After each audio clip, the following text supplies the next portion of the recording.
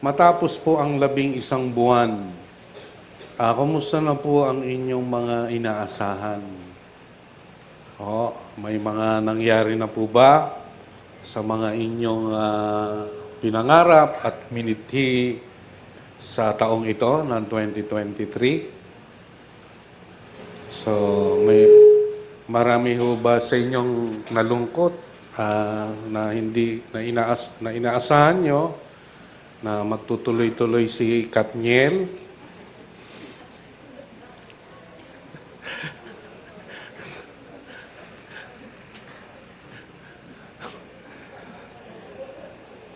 Ay grabe parang sumabog na balita na kung saan ay may mga umiiyak. Social media, So, alam niyo po, sa ating pong pag-aaral na ito, naway salaminin natin ang mga nakaraan sa ating mga buhay at sa kasalukuyan at ano yung sa hinaharap. Dahil kung hindi po nakabuod ang ating pong pagkilala sa Diyos at sa Kanyang plano at layunin, mananatili o tayong ungkag at ang ating inaasahang mga pangarap, mga mithiin sa buhay na kapag hindi natin nakamtan, magdudulot sa atin ng kahinaan, panghihina, at maaring dumating sa punto na gumawa ng masama at huwag nang makipag-isa sa Panginoong Hesus pagdakay mawala yung pananampalataya at tumalikod sa Diyos. Kapag hindi alam ang pinakabuod ng buhay. Kaya po sa umagang ito, sa unang linggo ng buwan ng Disyembre, ang ating pong pag-aaralan ay may pamagat na Diyos lamang, Diyos na laging maaasahan. So, sabihin nyo nga sa katabi nyo, tanging Diyos lamang ang ating maaasahan. Ikatabi mo, usapin mo. So, ito po ay sulat ni Pablo sa mga taga-Pilipos na kung saan ay kanyang sinulat upang sila'y pasalamatan dahil sa kanilang pagmamatapat sa Diyos at pagtulong sa Kanya, sa Kanyang kalagayan nang siya'y nakabilanggo. Pero hinanap siya ng isang manggagawa, Epaphroditus, upang alamin ang kanyang kalagayan. At sa kanyang pagkabilanggo, sinulat niya nga po ito, at siya nagpasalamat. Ibang-iba ho ang mga mananampalataya dito sa Pilipos, na kung saan ay talagang ibinibigay nila ang kanilang sarili sa Diyos at kay Pablo bilang lingkod na naging daan sa kanila upang sila'y matutong sumunod sa Diyos at makipag-isa sa Panginoong Jesucristo. Ito po ay ating babasahin sa Aklat ng Pilipos, Kabanata 1, 3 hanggang 6 na talata. Sabi po dyan, nagpapasalamat ako sa aking Diyos. So si Pablo, inaangkin niya kung sino yung kanyang pinasasalamatan, yung aking Diyos. My Lord and my Savior. Tuwing naaalala ko kayo. So para sa kanya, yung buo sa kanyang puso at isipan sa anumang kalagayan na ang Diyos ay marapat tumanggap ng kapasalamatan, ng pagluwalhati at pagsamba. Anuman ang kalagayan. Tuwing naalala ko kayo, ako'y nagagalak. Tuwing ako'y nananalangin. So, nananalangin. Yan po yung nawawala sa ating panahon, pananalangin. Madugtong ko lang muna, ako po'y nakakapanood sa YouTube ng mga testimony ng mga taong from from Muslim to born-again Christian. No? Sila ay die-hard Muslim. Ang sila ay talaga hong araw-araw, 3 times a day sila yung nananalangin. At ang tingin nila sa mga Hudyo at mga Kristiyano ay mga marurumi, mga guyim. At ang ginagawa ng mga Kristiyano at Hudyo ay kanilang kinahabagan dahil ang lahat ay patungo sa hell. Kaya sila nagsusumikap sa lahat, ginagawa nila yon para sila ay paboran ni Allah at sila ay makaroon sa makasama sa walang hanggan. So yung tinatawag na ialay mo ang sarili mo, jihad, gagawin nila yon para lamang mapaboran ni Yahweh. At nakapag-asawa po siya ng isang Christian, isa po siyang Saudi national, isang scientist, during Iraq War, ay pumaroon siya sa Amerika at nag-aral siya. At yung napangasawa niyang Christian, nung malaman siya yung Muslim, nakasal na sila, iyak ng iyak. At nagkaroon sila ng 2 anak. So sabi niya, anong gagawin natin? So sabi ng lalaki, Muslim, yung anak kong 2. So umiyak siya. At di alam ng lalaki yung asawa, dahil Christian, nagsisi at pinaalam sa iglesia at nagkaroon ng prayer network. For 2 years, almost 20,000 nananalangin para sa kanyang asawa. At nagkaroon ng disturbance na sa kanyang puso kung tama ba ang kanyang, sabi ng Muslim, ang kanyang paniniwala. At doon sa pagdalo niya sa mga gawaing Kristiyano, tumatawa siya kasi mga paganoan niya na walang kapakinabangan ng kanilang mga ginagawa. Pero meron siyang isang bagay na nakita, bakit masasaya sila ang aura ng kanilang mga mukha. So nagtanong siya ngayon sa Panginoon. Habang umaawit sila, naupo siya sa isang sulok, sabi niya, kung ikaw talaga ang totoo at sinasamba ng mga ito o si Allah, ipahayag mo sa akin ang katotohanan. Ayoko sa aking nakikita sa kanilang mga ginawa. Gusto ko yung katotohanan. At that moment, abrupt, nagkaroon siya ng vision, andun siya sa harap ng Golgotha. At ipinakita sa kanya yung paghihirap ni Kristo. Ito yung katotohanan. Ako ay namatay para sa mga tao upang sila'y patawad ko kanilang mga kasalanan. Buhusan po siya. Kaya malaki ang nagagawa ng nananalangin. So nagbago siya at pinamamalita niya at maging ang kanyang 2 kapatid na ilapit niya sa Panginoon, ang kanyang ina at ang tatay na lang. So ngayon, concern niya kasi pag umalis ka sa Islam, kalaban mo ang lahi mo. Ikaw ay i-deny, persecute, tatanggalan ka ng mana o lahat ng anumang mga pribileyo.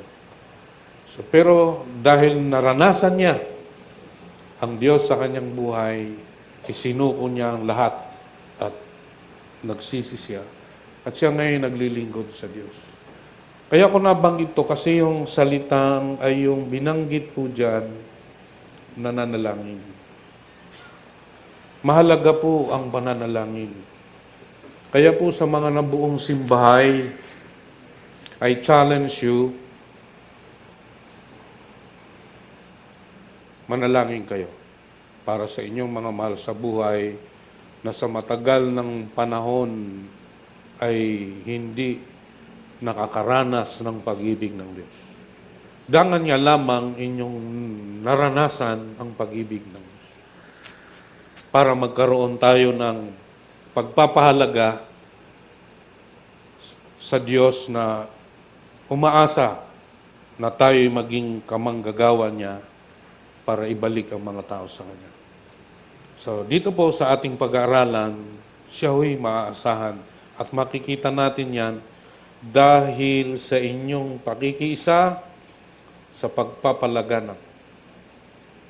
So, iniwan ni Pablo ang Pilipos, pero hindi sila tumigil sa pinakalayunin ng pagkatawag sa kanilang dalhin sa kanyang iglesia.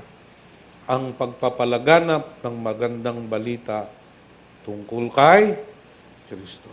So yun yung makikita natin sa Pilipos na kung saan sa kabila ng may persecution, sa kabila ng may pag-uusig, ang ginagawa nila ay naroon buhay ang misyon, yung pagpapalaganap. Oh? At sabi rito, mula nang ito'y inyong tanggapin. So nung tinanggap nila, the span of time, nung nawala si Pablo, ginagawa nila yung pagpapalaganap ng mabuting balita. Kaya sabi po ni Pablo dyan, sa ating main verse, natitiyak kong ang mabuting gawang pinasimulan sa inyo ng Diyos ay Kanyang lulubusin hanggang sa araw ni Hesus Kristo. Meron tayong makikita yung tinitiyak ang pinasimulan at lulubusin. Oh? Kaya po kung tayo po bilang mga nakipag-isa sa Panginoong Jesucristo, alam natin yung dahilan kung bakit tayo bahagi ng kanyang iglesia. Kaya kung hindi tayo nagpapalaganap ng magandang balita tungkol kay Kristo, anong ginagawa natin? Anong ginagawa natin? Pumapasok tayo ngayon sa pagiging relihiyosong tao na lang. At hindi yun ang layon ng Diyos. Kundi, at tinitiyak ni Pablo, yung mabuting gawang pinasimulan. Kung tayo ay tumugon, kasi ninyo hanggang. Ibig sabihin, yung pinasimulan sa atin ngayon, kung ikaw ay namanampalataya, ay ang kanyang layon ay lulubusin hanggang sa pagbabalik ng Panginoong Jesucristo. So ang tanong na lang, kung yung sinimulan ng Diyos ay ating isinasaganap. Oh, basta ang Diyos gagawin niya, matapat niyang gagawin ang pagkatawag niya sa atin. Dangan niya lamang kung tayo makikipag-isa sa Kanya, kung saan ay handang ibigay ang buhay, isakripisyo, sacrifice unto death. Bawat isa sa atin. Kaya nga, binabanggit ng Panginoon, ang sinumang nagnanais maging alagad ko ay limutin ang kanyang sarili, pasanin ang krus, at sumunod sa akin. Walang pwedeng magsabing alagad kung mamahalin niya ang kanyang asawa at mga anak ng higit sa akin. Even magmahal sa kanyang sarili ay hindi karapat-dapat sa akin. Mabigat ang pagiging alagad. So, kaya po, ang relihiyong Kristiyano ay relihiyon ng pag-asa. Sa totoo lang. Pag-asang dangan niya lamang tama. At tama lang naman, ito sapagkat ang ating pananampalataya ay hitik. Ano yung ibig sabihin ng hitik? Marami, siksik. Hindi mo mabilang. Hitik sa mga pangako tungkol sa kung ano ang gagawin ng Diyos. So may ginawa ang Diyos, may ginagawa ang Diyos, at may gagawin ng Diyos. May ginawa na siya, may ginawa na, ginagawa at may gagawin ng Diyos. Hanggang sa pagdating ng araw ng Panginoong Jesucristo. Kaya po, atin pong suriin ito kung bakit handa tayong manampalataya. Tanong, handa tayong manampalataya at umasa ng ganoon na lang sa ating Diyos. So ito'y ating susuriin, ang kanyang ginawa, na ginagawa, at gagawin pa alang-alang sa atin. Kanina may awit. Ano ba yung awit na worship na una? Nasaan ba yung awit na yon? Nandito ba yon? Yan. Ah, yung ginawa, di ba? Yung ginawa. Ganon. Mahirap pag hindi mo kinakanta, di mo maibigkas. No? Anyway, susuriin natin yung kanyang ginawa, ginawa, o nakalipas, at ginagawa, at gagawin future. No? Alang-alang sa atin. So, bakit nga ba lubos tayong umaasa sa ating Panginoong Diyos? So, bakit nga ba kailangan nung madutuldukan po yan?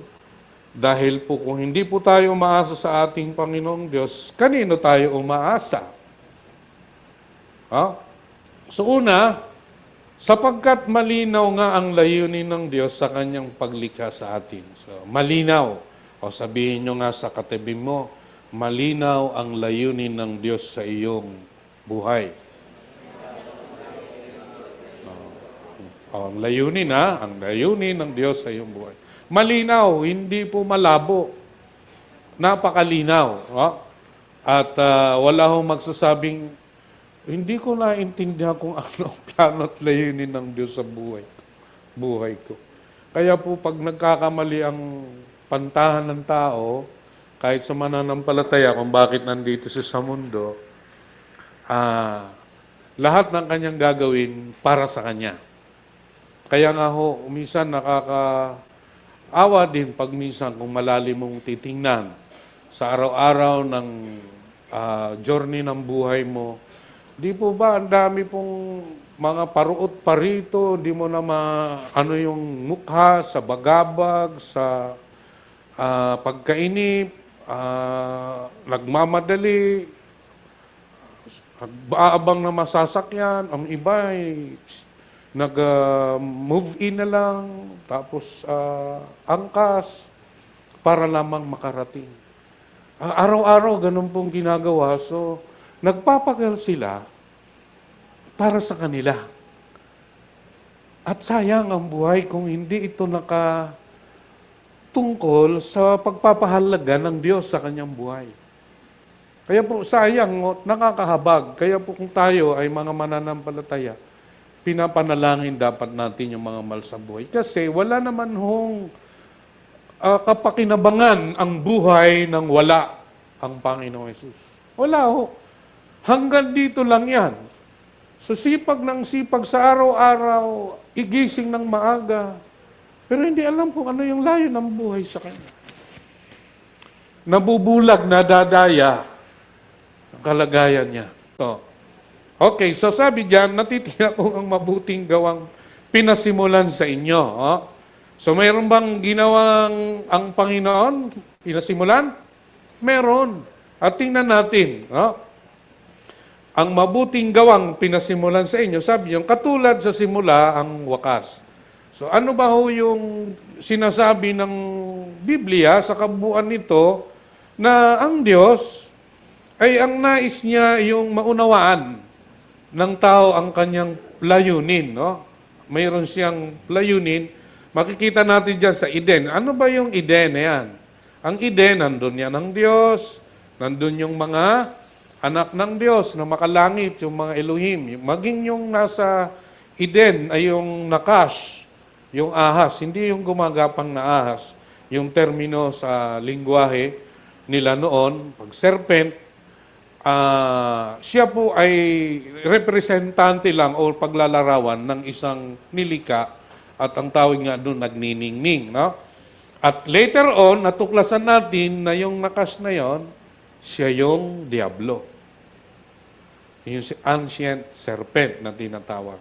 Then, yung mga anak ng Diyos ng makadaigdig, ayan, sama-sama sila dyan. Yun yung plano ng Diyos. Doon sa maliit na real estate sa Eden, doon siya nanirahan kasama ang mga makalangit, ng mga nilikha at ang tao, si Adan at saka si Eva. Sabi niya, punuin ninyong daigdig at gawin ninyong Eden. Pinamahala siya sa lahat ng nilikha, pero Sa madalit sabi, ang sila nga'y nagkasala at sila'y nahulog at inilayo ng Diyos sa kanyang Eden. Pero ang Diyos hindi tumigil. Mapapansin natin sa pagkahulog ng tao sa pagkakasala, meron siyang ginawa. Ayan, mga taong na bumalik sa Diyos. At yan ay tinuruan si Adan, si Eva kung paano makabalik sa Diyos.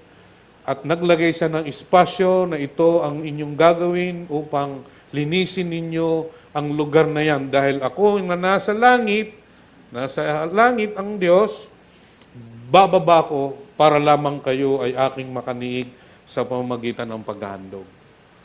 Yung isasanitize yung lugar, yung altar, para doon mag-alay sila ng hayop, mabububo ng dugo para linisin yung lugar na yon. So may sacrifice. So, kaya po yan, ang paghahandog ay larawan lamang yan. Kaya po ang iba ay gustong gawin yung araw ng pagsamba nila. Kung ginagawa yun, hanggang pati doon sa pag-aalay ng hayop, gagawin pa dapat nila yun. Paglilinis, no? So makikita natin na ang Diyos gumagawa po siya, kaya makikita natin, dahil wala siyang layon sa tao, ang makasama niya, kaya po ang ginagawa niya, nagre-raise siya ng tao, ng mga lingkod niya upang turuan na maghandog, na makipag-usap sa kanya sa pamagitan ng paghahandog, yung pag-aalay ng hayop.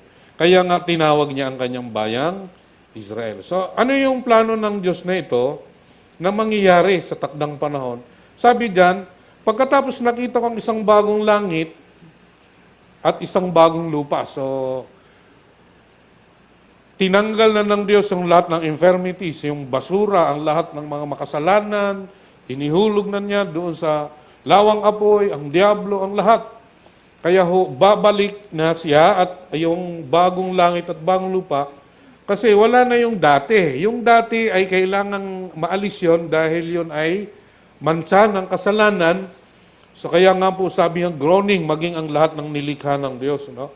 So wala ng lupa, wala rin ang dagat, nakita ko ang banal na lungsod. At doon sa langit, marahil doon nakatira ang si Yahweh Elohim, doon sa banal na lungsod na ibababa para dito manirahan sa lupa. No? So, kaya sabi doon, gaya ng isang babae kasi ay nakahanda sa pasalubong sa kanyang mapapangasawa, then sabi ron, tingnan ninyo. Sabi, sa huling panahon, yun sa pangitain ni Juan, sabi niya, tingnan ninyo, ang tahanan ng Diyos, yung nasa langit, yung New Jerusalem, ay nasa piling na ng mga tao. So, bababa siya makikita siya mula sa langit na bumababa yung bagong lungsod. No? Maninirahan siyang kasama nila at sila'y magiging bayan niya. So, ang layunin ng Diyos, kapilingin talaga ang tao. No? Sa pasimula, ginagawa na niya, kung saan ay binabalikan natin. At sila'y maging bayan ko, Diyos mismo ang makakapiling nila at siya ang magiging Diyos nila at ito ang kaganapan. Dito po marami pong pagluha, maraming problema, maraming hamon, maraming kabiguan, maraming mga kasakitan, paghihirap, kaguluhan, digmaan, ano man ang ating pong nagpapagulo at lalagay sa atin ng takot. Pero sa panahon na yon, sa lugar na yon, pagbaba ng Panginoon, papahirin niya ang bawat luha sa kanilang mga mata. Hindi nagbabago ang plano at layunin ng Diyos. Ang tao ay makapili niya. Amen? Kaya po, kung babalikan yung timeline na ito, gusto sana ng Diyos dire-diretso lang hindi na pwede ang tao dahil sa pagkahulog sa kasalanan. Pero dahil po sa kanya hong pag-ibig, ibinigay niya ang kanyang bugtong na anak, ang Panginoong Yesus. Dahil wala ho siyang nais kundi magkaroon ng pamilya. Mga nilikha niya ayon sa kanyang wangis. Dangan niya lamang ayaw ng Diyos pasukin ang will ng tao. Hindi ho niya pinanghimasukan yan. Kanya lamang ipapaliwanag, ihayag ang kanyang dakilang pag-ibig at layunin sa tao. Kaya ho ang pagtugon ng tao sa kanyang will, kapag narinig niya ang salita ng Diyos, ang mabuting balita, huwag na niyang patagalin. Dahil ngayon na ang araw ng kaligtasan. Sinasabi niya yun. Kaya mapapansin ninyo, pag nangangaral si Pedro, si Pablo, kapag hindi ho sila, hindi tama ang kanilang pagiging anak ng Diyos, agaran nilang ginagawa. Kailangan mabautismohan sa tubig at kailangan maturuan at maselyuhan at maibigay ang pangako ang banal na Espiritu. Ganun ang ginagawa nila kasi ang layo ng Diyos, ang taong nakipag-isa sa Kanya ay mamuhay para sa Kanya. At nariyan ang banal na Espiritong tulungan siya. Amen? So yun yung layunin niya na ang tao'y madala rito, dangan niya lamang may mga taong tatawagin siya para ito ay manampalataya. Para yung mga tao na bumalik sa Diyos dahil sa kalagayan nila, ang sila ay malayo sa Diyos at kaaway ng Diyos at kabilang sa kinapuputan ng Diyos. Kaya ho, sabi nga natin, wala naman taong mapupunta sa impyerno ng dahil sa kasalanan. Maging si Juan, binabanggit niyan, Kordero ng Diyos na mag-aalis ng kasalanan sa mga Kristiyano. Yung bang sinabi ni Juan? Kordero ng Diyos na mag-aalis ng kasalanan sa mga Kristiyano. Yung ba yun? Sinabi? Kasalanan ng sanlibutan. So lahat ng tao ay nais ng Diyos abutin ng mabuting balita ng kaligtasan. Dahil ang kamatayan ng Panginoon Jesus, the effectuality of His death on the cross is for all the humanity. Sa lahat ng tao. Dangan niya lamang doon sa tutugon at mananalig sa Kanya na siya nga ang Mesiyas, ang tagapagligtas. So, kaya nga po ipinapangaral, no? So, ano pang ating mababasa sa mga talata ng Biblia? Sinasabi sa Efeso, yan, pinagkalooban niya tayo ng lahat ng pagpapalang espiritual. O lahat, wala hong itinangi. Tayo, pinapaunawa ng Diyos sa ating pakikipag-isa sa Panginoong Jesucristo kung paano ang tayo mabuhay ng pagsunod sa Kanya sapagkat ipinagkaloob niya ang mga pagpapalang espiritual. Saan nagmumula yung pagpapalang espiritual? Saan? Sa langit. So, galing sa Diyos. Kaya po kapag ang pag-isipin natin, kung tayo mga mananampalataya, ano yung pagpapalang espiritual na higit na ating pong pagtibayin, idambana sa ating mga buhay? Kayamanan? Ang lahat yan ay mapaparang. Prestiyosong buhay? Lahat yan ay mawawala. Kundi yung pagpapalang espiritual. Pinagpapala ka ba ng Diyos kapag ikaw ay may karamdaman? Pinagpapala ka pa rin ba ng Diyos at tinatanggap mo ba ang pagpapalang espiritual kapag ikaw ay nabigo? Ikaw ay naghihirap? O kapag mali ang ating pananaw, ang lahat na nangyayari sa atin, isisisi natin sa Diyos. Pero kung tama, ang lahat ng ito'y sangkap upang lumago at tumibay ang ating pananampalataya. Dahil lahat yun ay pagpapalang espiritual galing sa langit. Kaya hindi naman nagbibigay ng pagsubok ang Diyos na hindi makakaya ng sino mang nakipag-isa sa Kanya. Kaya lang will. Hindi nagbabago ang Diyos, ang tao lang kakalas. Kaya sayang yung mga taong sa simulay ang init-init sa Panginoon.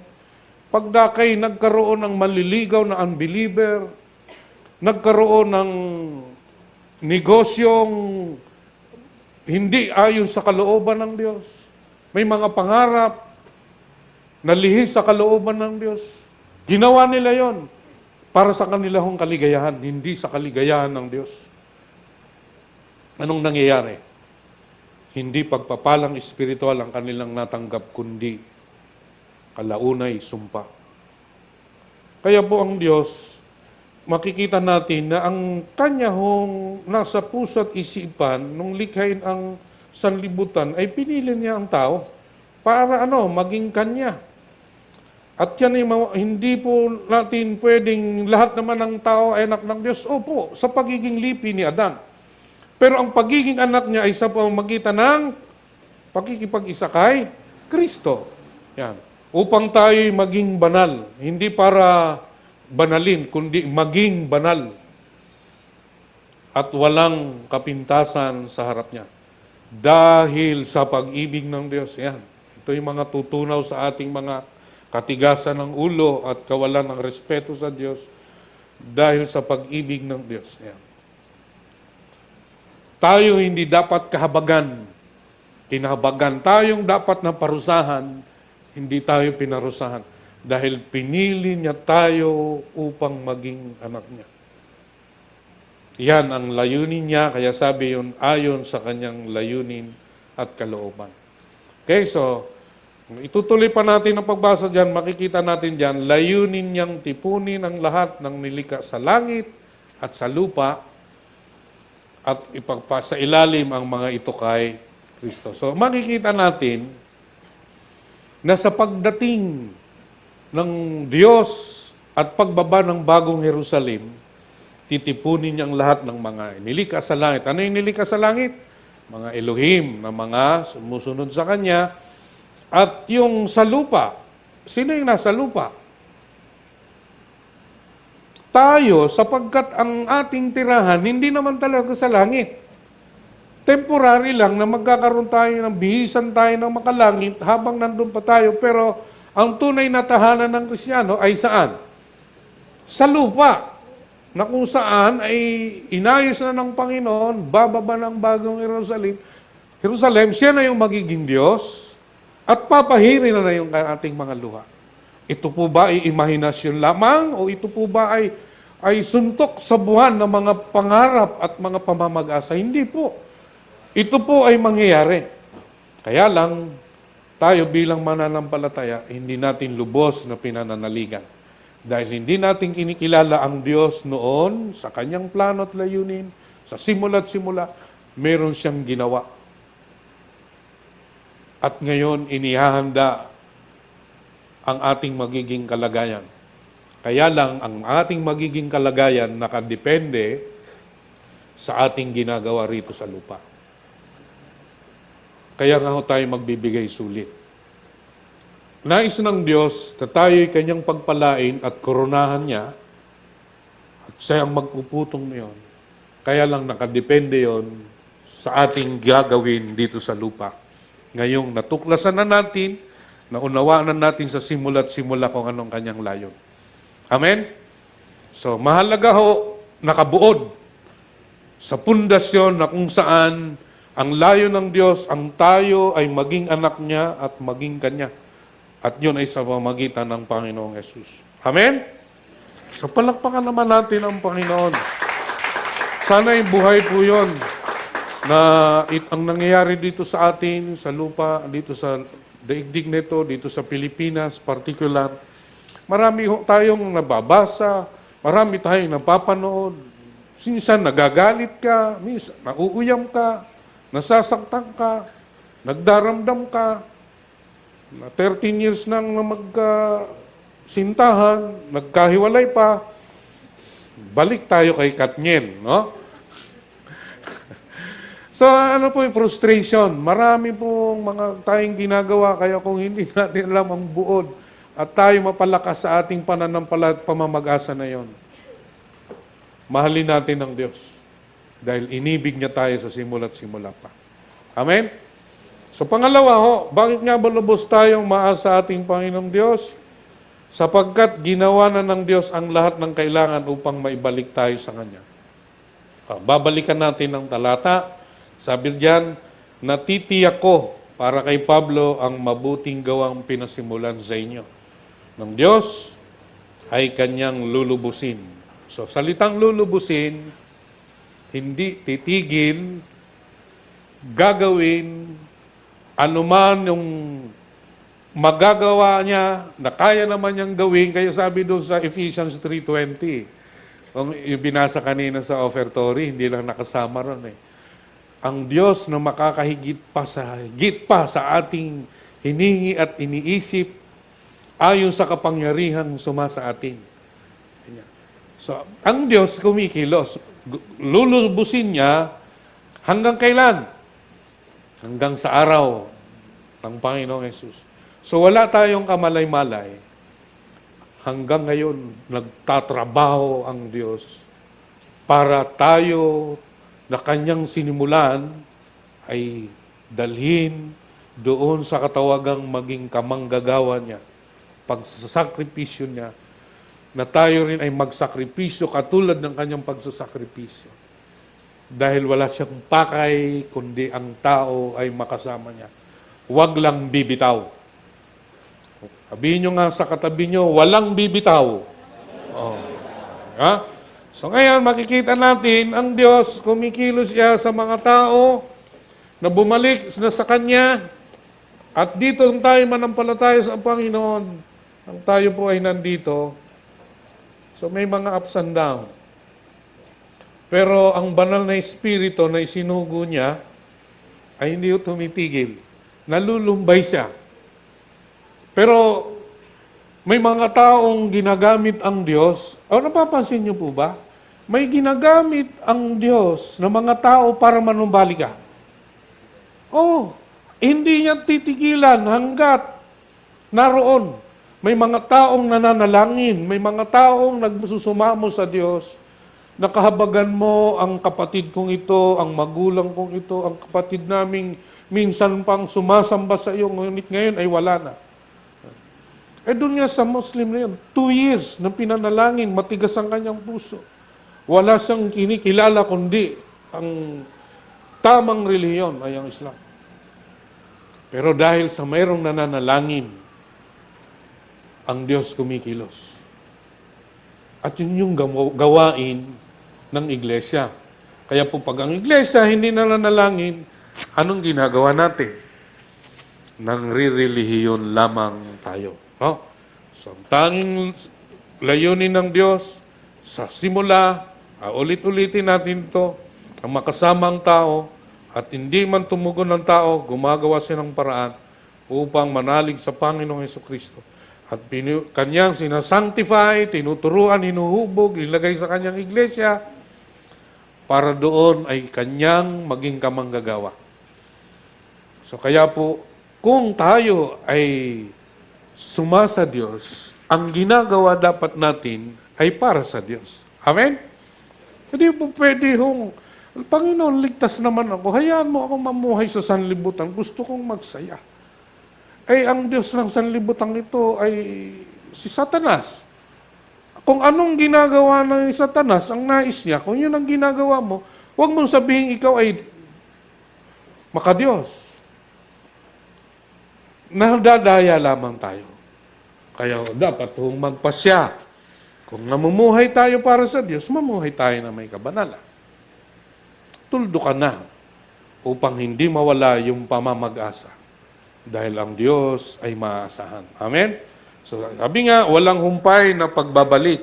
So, kaya kung babalikan mo ang nakaraan, ang buhay mo, iyong ilalapat sa ginagawa ng Diyos sa nakaraan, hindi tayo tinitigilan ng Diyos. Walang humpay. Kung paano ang Israel kay Adan, kay Noah, at sa Torre ni Babel, nagkaroon man ng patlang, wala nang naghahanap sa Diyos. Well, siguro kung ako ang Diyos, lilipulin ko na lahat ng tao, wala naman akong pakinabos sa mga ito. Biruin mo, binibigay ang lahat tapos ni magpasalamat ni lumapit sa Kanya ay hindi ginagawa.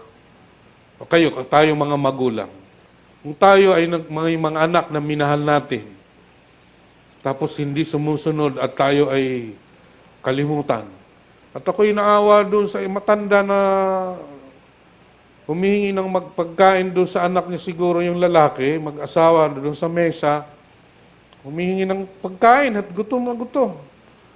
Pinaupo ng lalaki yung tatay at binusalsal lang nung kanin. At kung ano-anong pinagagawa. At pinalayas. Kakalungkot.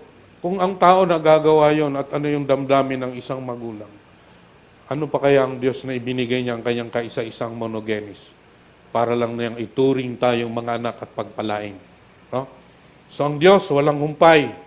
So sabihin niyo nga po, walang humpay na kumikilos ang Diyos sa buhay mo. Amen. Bakit nandito ka ngayon? Bakit tayo nagtatsaga? Dahil kumikilos ang Diyos sa ating mga buhay. May mga pagproblema man, may mga suliranin man, may kawalan man ang pambayad sa Meralco, sa Maynilad, sa internet, sa tuition fee. Pero kumikilos ang Diyos. Huwag lang kay sick. Huwag ka lang manalangin tapos pagkatapos mong manalangin, naghihintay ka ng isang Bombay. Manalangin ka, ang ibig kasi ng panalangin, ipinapas sa Diyos mo. Anong ginagawa ng Diyos? Kumikilos siya kapag ikaw ay nananalangin, may pasasalamat. Anong ginagawa niya? Pag pinapas sa Diyos mo, sabi niya, at binabantayan niya ang ating puso at isip sa pamagitan ng Panginoong Jesucristo. Kaya sabi niya, isipin ninyo ang mga bagay na mabuti, kapuri-puri at marangal. At sasain nyo ang Diyos ng kapayapaan. Amen? Iyon ang ginagawa ng Diyos sa ating mga buhay.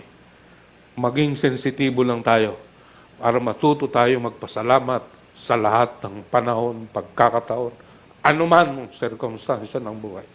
Kaya sinasabi na Pablo, wala nang makapaghiwalay sa pag-ibig ng Diyos sa akin. Kamatayan, buhay, anghel, anumang mga nilalang, walang makapaghiwalay. Anumang nilika, walang makapaghiwalay sa pag-ibig ng Diyos. Ang tanong, nadama ba natin at nararanasan ang pag-ibig ng Diyos? Sana'y sa bawat isa sa atin, lagi nating balikan ang ginawa ng Diyos.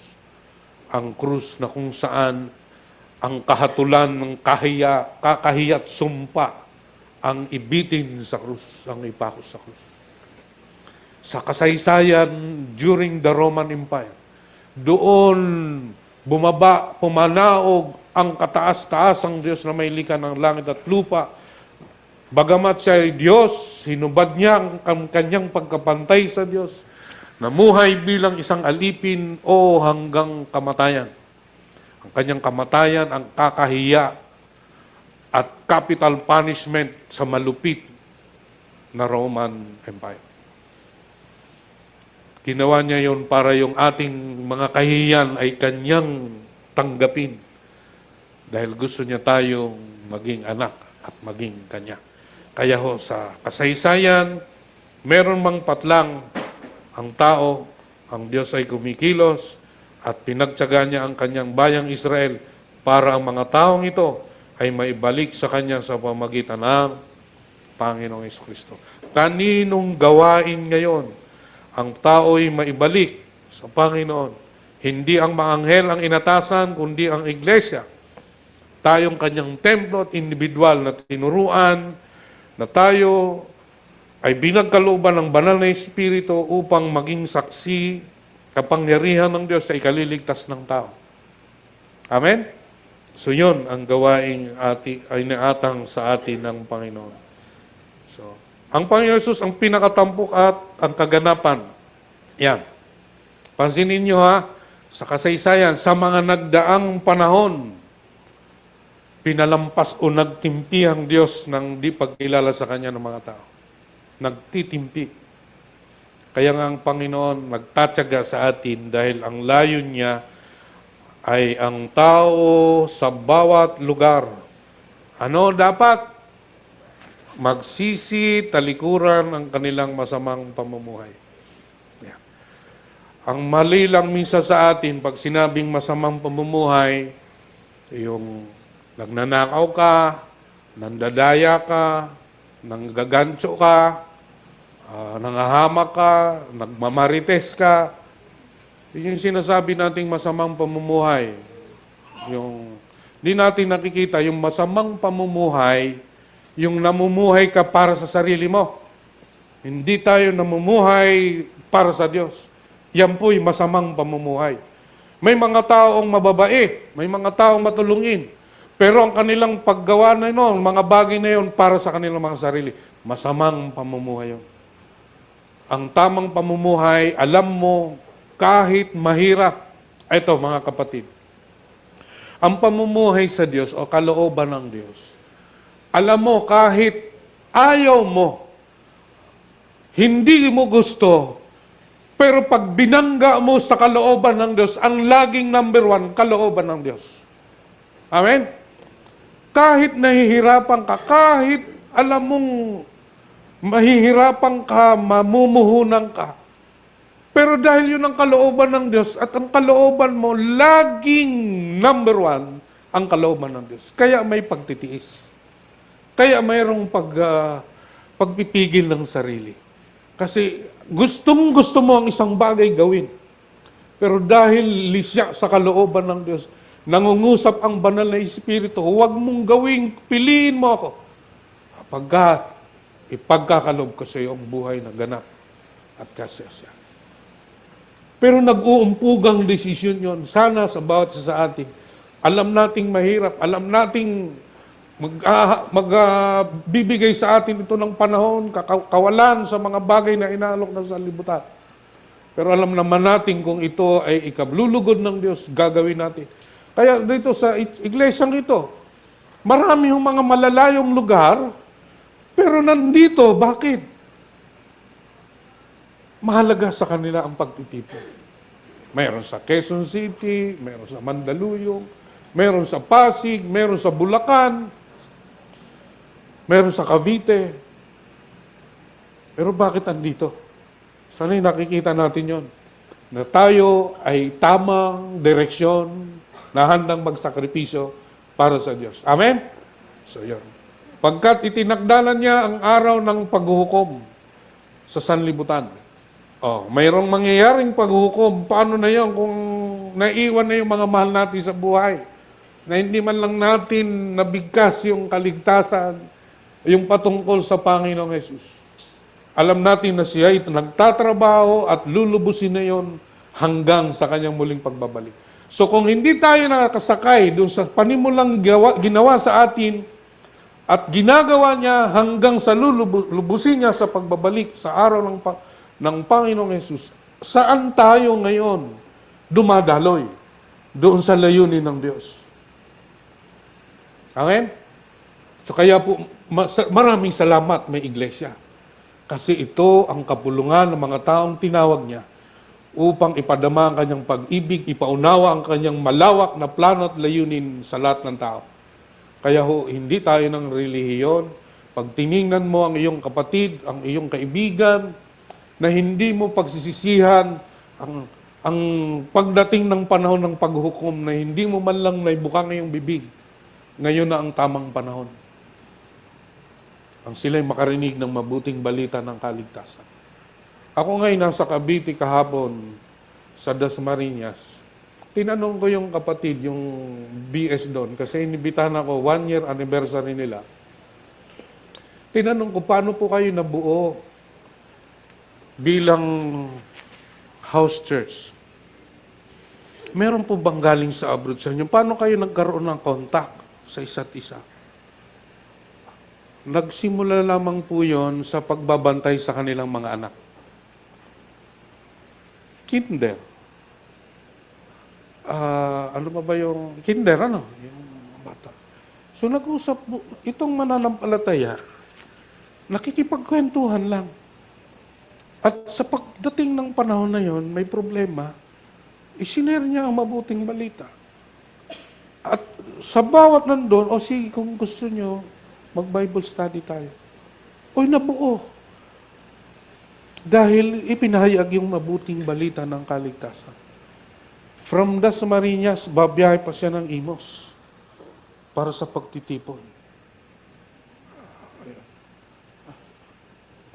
Nanglambot ako.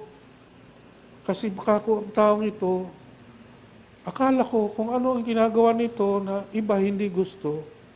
Pero sa kalooban niya, gusto niya ang mga taong kanyang nakakahalubilo ay mapahayagan ng mabuting balita ng kaligtasan.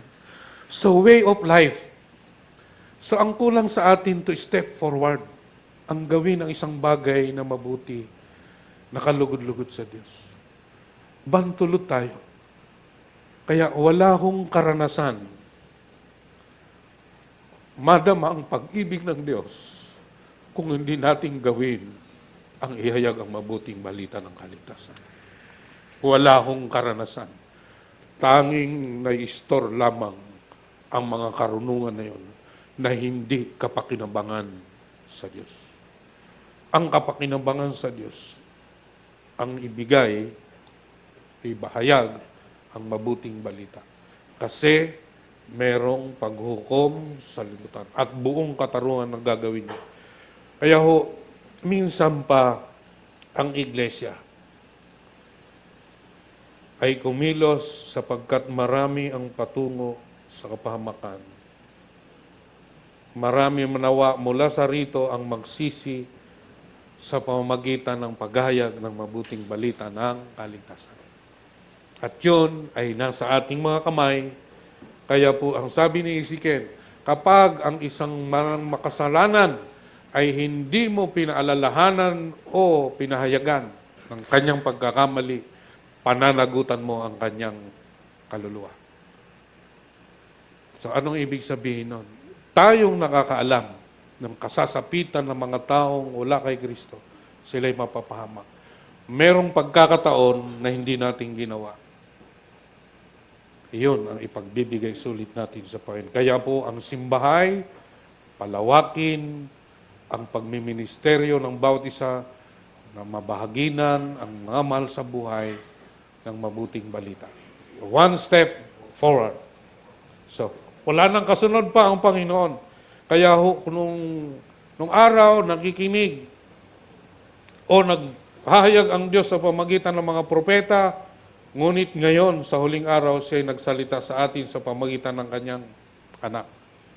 So, ang Panginoong Hesus, yung ngayon, ay nasa kanan ng Ama bilang dakilang saserdoteng namamagitan magpakailanman, nabubuhay magpakailanman. Kaya tayo nga'y inaaniyahan na pumaroon sa langit at mamagitan sa kanyang ngalan. Ang aking pakiwari kapag tayo pumapanik sa kalangitan, sa dakong kabanal-banalan, ang dakilang saserdote ay naghihintay. Halika, iyong iluluhog, ang iyong panalangin sa Ama, andito ako bilang tagapamagitan mo. Every time na tayo pumapanik sa langit, sa kabanal-banalang dako, naghihintay ang dakilang saserdote. Halika, pakikinggan ng Ama ang dalangin mo sa pangalan ko. Yan ang pagiging pare. Nagmiministeryo siya ng matapat sa kanyang sambahayan. Ang tanong, tayo po ba'y pumapanik sa langit? O tayo lang ay nagbibigay ng mga icon na punong-puno sa mga panalangin ng icon ng prayer? Kaya po, every time nakakatanggap tayo ng mga pananalangin, sa lahat ng ating ginagawa, tumigil ng ilang sandali, maupo o lumuhod, manalangin. Dahil yon ay banal. Direct access to God the Father, inviting us to come to His presence. Kaya hindi po pwedeng sa sanlibutan. Iyon yung espasyong ibinibigay sa atin.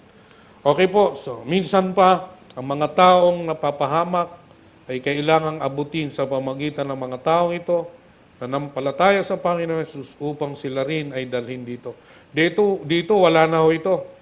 Yung mga Elohim na bumalok, na umiwalay sa Diyos, wala na ho silang pagkakataong makabalik pa. Ang tao na kanyang nilikha ayon sa kanyang wangis ay mayroon pang pagkakataon upang silang papunta rito, napupunta sa lawang apoy, pangalawang kamatayan, o hiwalay sa Diyos, nagkakaroon ng pagkakataon na bumalik ng dahil sa habag ng Diyos, ang sila ay manampalataya sa Panginoong Jesucristo. Yan ang plano at layunin ng Diyos. So, isa na lang. Paano nga ba? Bakit nga ba lubos tayo umaasa sa ating Panginoon Diyos? Sapagkat ibibigay ng Diyos ang lahat ng pagkakataon upang maibalik ang mga nilikha sa Kanya. Sabi nga natin sa talatang ating pinag-aaralan, lulubusin hanggang sa araw ng Panginoon. Iniisip ko yung salitang lulubusin. Tayo mga Pilipino, may salita tayong pwede na. Okay na yan. Siguro naman, tama na yan, pwede na yan. Huwag mo na masyadong dagdagan. Ang ginagawa ng Diyos, lulubusin. Wala hong patlang. No? So kaligtasan, laan sa lahat. Yan. Ito, sabi niya, ipinakikiusap ko sa inyo, idulog ninyo sa Diyos. Alin? Ang kahilingan. Ano pa? Panalangin, pagsamo at pasalamat para sa lahat ng tao. So, may pananalangin, pagsamo at pasalamat para sa lahat ng tao. Idalangin rin ninyo ang mga hari at makapangyarihan. So yung church, makikita natin yung pagbuod, ang buod ng pananalangin ay pakikipag-isa doon sa layo ng Diyos ng tao ay mabalik sa Kanya. So, anong sabi pa diyan? Ayan. Ito ang mabuti at nakalulugod sa Diyos na ating tagapagligtas, ibig niyang lahat ng tao ay maligtas at makaalam ng katotohanan ito. So, nakakamangha ang Diyos dahil ang tao tumalikod, matigas ang ulo, binibigyan ng aral, andyan yung iglesia, andyan yung banal na espiritu, ayaw pa rin sumunod sa Kanya. Kaya po, mga kapatid, tayo bilang mga mananampalataya, huwag tayong bumitaw. Huwag tayong lumayo sa Diyos. Huwag nating baliwalain ang panawagan ng iglesia. Ang tayo tipunin, ang tayo ay magpalakasan, tayo mga aralan. Dahil ito lamang ang solusyon kung saan ang banal na espiritu ay mangunguna sa kanyang katawan bilang Pangulo ang Panginoong Yesus. Ang lahat ng ating ginagawa ay hindi po sayang, mga kapatid. Kaya palakasin natin ang pagpapanalangin. And I suggest, gusto ko po kayong hamunin ng alas 5 ng madaling araw ng pananalangin. Mga simbahay leaders, gusto ko po kayong hamunin. Dahil ang pananalangin lamang ang hinihingi ng Diyos upang tayo, ang Kanyang kalooban, ang Kanyang naisin ay maging naisin natin. Tinuturuan tayo ng Diyos kung paano manalangin. So, kaya po ninyo makipag-isa kayo. I-message nyo ako, Pastor, gusto ko pong makasama kayo sa panalangin. Ang pagpapanalangin, just 30 minutes. Konting exhortation, then prayer. Panalangin natin. Kung ikaw ay simbahay 1, alamin mo sa lahat ng miyembro sino yung gusto nilang maligtas. Ilista lahat yan, ipanalangin yan dahil katulad ng Muslim, nakikinig ang Diyos sa dalangin. Maging seryoso lang tayo. Ako'y naniniwala kung bakit isinusulong ang simbahay dahil malapit na ang panahon. Dahil ito ang biblical na pag-ibanghelyo at pagbabalik sa mga tao. Kaya huwag niyo hong baliwalain. May mga simbahay na hindi po ako makaka-attend dahil masakit ang ulo ko. mayroon po akong sipon. Nakakahawa ba ang sipon sa Zoom? Kung gano'n na lamang mabilis na tumanggi at huwag umattend ng Bible study. Huwag po. Dahil yan po yung lamang ang panahon na kung saan espasyo na tayo ay harap sa Diyos at ang pinag-uusapan ay ang salita ng Diyos. Yun yung burden. 23 years of existence, ano yung ating ginagawa? Ako, nakikita ko yan at sa mga elders, sa mga core leaders, yung attendance. Kapag wala hong NC, ibig sabihin walang pag-ibanghilyo at pag-alagad. Newcomer. Pag wala hong newcomer, wala hong nag-ibanghilyo. Yan yung salamin ng iglesia. So, inihandog niya ang kanyang buhay upang tubusin ang lahat mula sa kasalanan. Ano yun? Inihandog niya ang kanyang buhay ng Panginoon upang tubusin ang Kristiyano. Ang Kristiyano bang sinabi? Lahat. Tubusin ang lahat mula sa kasalanan. So, the moment na ang taong nagkasala, makarinig ng mabuting balita ng kaligtasan, bilang saksi, ang banal na espiritu ay mangungusap. Katulad ni Nicodemos, marinig niya, you must be born again. Kaya si Nicodemo ay masasabi nating ligtas. Dahil sa huling panahon, nung kukunin na ang bangkay ng Panginoong Yesus, siya at saka si Jose ay nakiusap kay Pilato na kunin yung katawan ng Panginoong Yesus. So yan. So katulad sa simula ng wakas, walang kumpay ang Diyos sa kanyang ginagawa. So kaya po sa kasaysayan, ibinibigay ng Diyos ang lahat ng pagkakataon sa pamamagitan ng Panginoon Yesus, lahat ng pagkakataon ay ibinigay sa tao upang makabalik sa Diyos. Kay Adan, atin ang laman niyan, sa kabila ng kanyang pagkakasala, ang siya ay inaruga ng Diyos, pinaalis ng Eden upang maligtas pa. Gayon din kay Noe, na wala nang matuwid, isa na lang, siya na lang, kanyang inililigtas. Kaya pag bago maghatol ang Diyos, ang kanyang mga anak ay kanyang iniingatan at iniligtas. Sa Babel, wala na matuwid, tinawag niya si Abraham upang magsimula muli ang kanyang paghirang sa mga tao na si Abraham ay magiging ama ng mga pananampalataya at pagpapalay ng lahat ng bansa. At sa mga Hudyo, pinagtiisan mula sa pagkatawag kay Abraham, kay Moises, sino pa? Kay David, kay Solomon, sa mga hari, sa mga propeta, yan, sa mga Hudyo at Hentil sa panahon ng Tore ni Babel.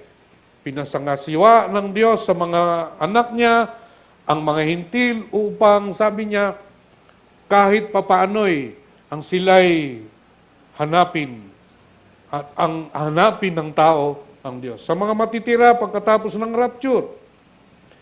So, ang ginagawa ng Diyos, bago niya hatulan ng sandaigdigan, kakaungin niya muna yung tao na nagpag-isa sa kanya bago niya ipataw ang kaparusahan. No?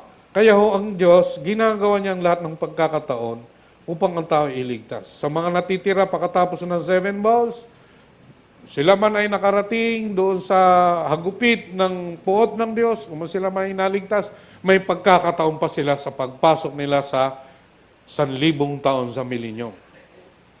May pagkakataon pa. At sa mga natira pagdating ng milenyo, yan. Yan.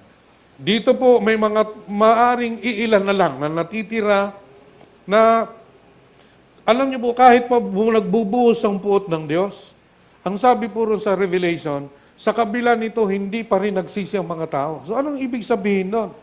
Ginagawa ang lahat ng mga paghatol na yon na maunawaan ng tao na makapangyarihan ng Diyos at kaya yung dalawang witness natira na nagiging balakid sa Antikristo pagkat sila'y nangangaral ng mabuting balita ng pagliligtas ng Diyos. So gumagawa pa rin ng Diyos ng kapamaraanan sa mga matira pagdating ng milenyo. At sila ay makakasama, mabubuhay, at kung ang sila'y na kay Kristo, tuturuan nila ang kanilang mga anak. Kasi 1,000 years yan Ha? So, ang Diyos kumikilos. Lulubusin niya hanggang sa panahon ng Panginoong Yesus ang araw. So, pinamakahalagang gawain sa buhay, ito, nabasa na natin kanina, ang pag-utos ng Diyos sa lahat ng tao na magsisitalikuran. Sino ang binigyan ng karapatan na ipalmalita ito sa tao? Sige nga, hindi ang anghel. Oh, hindi ang mga ibang denominasyon o sekta o relihiyon. O sino ngayon ang binibigyan ng karapatan? Tayo. Tunay na nakipag-isa sa Panginoong Yesus. So may itinakda.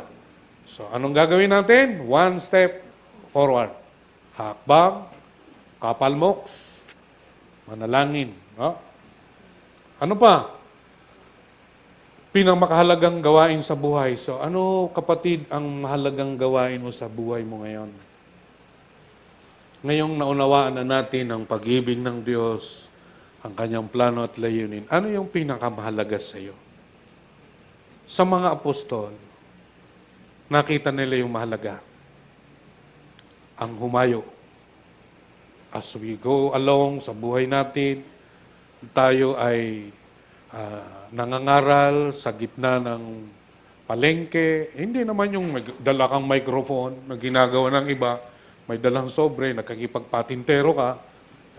May sinaway nga ako dyan, sabi ko, alam mo kapatid, Brad, sabi ko, maganda sana yung ginagawa mo, kaya lang pamamaraan mo.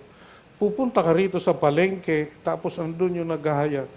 So, dapat, ang handog, ibinibigay yan ng mga nagmamahal sa Diyos, sa dambana, sa iglesia. Kaya nga po, kahit po yung, tayo, kung minsan maabagin tayo, minsan lang, o lagi naman, no? Minsan kumain ako dyan sa MOA, tapos may isang bata, alam niyo mga tindang otap, no? May mga tinda, may mga daladalang mga pagkain, o yan. Bilhin niyo na po ito dahil para dagdag ko sa tuition, nag-aaral po ako. Hindi po pala lahat ay totoo. Karamihan yan ay mga sugo ng nagtatayo ng malakian niyang arena sa Davao. Oh. Nagbibenta sila para doon sa ginagawang malaking arena sa Davao. Hindi po totoo na sila yung mga estudyante. Kaya minsan, kung ako ay makakasagupa muli, kakausapin ko ng diretsahan. Kanino ba talaga yan? No? Tapos sira, no? So ngayon, makikita natin yung mahalagang gawain sa buhay. Ang gawain ng Diyos. Amen? Ano yung gawain ng Diyos? Habang siya'y naghihintay sa kanyang muling pagbabalik. Ano yung lubusang ginagawa ng Diyos? Lulubusin. Tayo bilang iglesia, gawin. Alagad. So, busy tayo sa mga gawain sa langit. So, umaga, manalangin tayo, panig tayo sa langit, inyong gawain, para iluhog natin yung mga tao at kahabagan niya, digmain ang mga mabuting Elohim, ang mga nag-iimpluwensya sa mahal mo sa buhay, mga arkas na kanilang binamanduhan ang mga pon, yung mga evil spirit, naguluhin tayo. Para tayo ngayon, mga kawal ni Kristo, ay hindi defensive, offensive. Binabalik na ang mga tao sa Kanya. At wala hong pagsisisi at pagtalikod kung walang mabuting balitang inihahayag. Amen? Dito po natatapos ang ating pong pag-aaral. Amin po ba? Amen. So, bakit nga ba lubos tayong lumaas sa ating Panginoong Diyos? Dahil malinaw ang layunin ng Diyos sa kanyang paglikha sa atin. I just want to be where you are. Ha? in your dwelling place forever. I just want to be where you are. Oh? So, sapagkat malinaw ang layunin ng Diyos. Pangalawa, sapagkat ginawa na ng Diyos. Ano yung ginawa? Ginawa na niya. Hanggang sa pinasimulan niyang gawain. Hanggang sa lubusan. Lubusan. Oh? So ngayon, puspusan. Tumatrabaho ang kaaway para dayain ang mga Kristiyano. Hindi naman dadayain ng Kristiyano ang mga unbeliever, ay ng diablo ang unbeliever. Hindi naman po. Ang kanyang dinadaya, tayo. Kasi, kung tayo ay kikilos, ibig sabihin, napapalapit na ang kanyang kahantungan. So ito, madidelay man tayo sa madidelay man sa pandadaya ng kaaway, ang tayo'y kumilos, tiyak pa rin ang paghukom. Amen? At sino ngayon ang lugi? Tayo. Na nakaunawa na hindi kumilos. Dahil ang gantimpala na dapat sa akin ay nawala. Dahil sa panahon, habang tayo ay naghihintay, lulubusin ng Panginoon. So, kaya tayo ay inaatasan dahil gusto niya tayong maging kamanggagawa. Amen? So, ginawa na niyon. Tapos, sapagkat ibibigay ng Diyos ang lahat ng pagkakataon upang maibalik ang mga nilikha niya. So, yon, mayroong ebanghelyo, mayroong means, mayroong iglesia, mayroon tayong ginagamit na mga programa. Kaya po ngayon, 2024, wala ho tayong gagawin na hindi kasangkapanin tayo ng Diyos sa mission na yon. So sana'y pare-pareho tayo, isang espiritu, isang katawagan, isang pananampalataya, isang Diyos, isang Panginoon, na tayo ay maging matapat na lingkod sapagkat ang Diyos ay maasahan sa lahat ng bagay. Amen? Maasahan po siya, anumang kapatid, ang iyong kalagayan, mahirap ka man, nakakaangat ka man sa buhay, anuman ang iyong trabaho, anuman ang kalagayan mo, may karamdaman ka ba? Mayroon ka pang naghihirap bang kalooban mo? Nalulungkot ka ba? Lumapit tayo sa Panginoon dahil maaasahan ng Diyos. Dahil pinatunayan niya nung nakaraan, yung kanyang plano at layunin, nilulubos niya hanggang sa paghukom. At hindi tayo pababayaan ng Diyos. Kapit lang. Amen. Kapit lang. Kapit lang. Amen? So, maasahan sa lahat. Anumang kalagayan ng buhay ko, buhay nyo, maasahan ng Diyos dahil pinatunayan na yun. So, magandang umaga po at tayo po ay tumayo at tayo ay magpasalamat sa Panginoon.